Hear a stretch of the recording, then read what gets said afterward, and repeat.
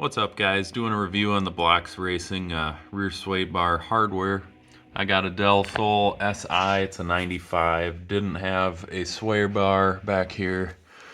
So I just got done putting, a nice eBay subframe brace. eBay lower control arms back here. We'll see how long those last. And then, this Blox sway bar bracket kit, which I thought it was just going to be steel, but it's actually billet aluminum. They put their, little logo on the side. Got some energy suspension polyurethane bushings. Redid the bushings on the sway bar. The sway bar is a 15 millimeter sway bar off of like a 96, 97 Del Sol VTech.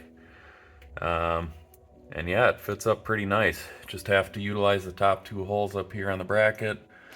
For the lower control arm main bolt, I ended up having to get, I think it's an M10 by 100 millimeter.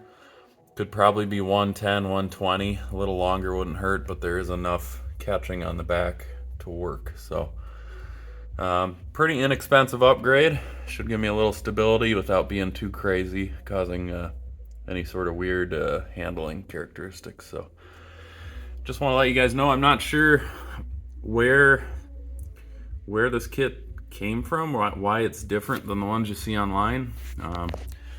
All of these kits online, yeah, it's just stamped steel, but I've never seen this billet aluminum bracket like this. So shout out to Blox Racing, looks great, works great.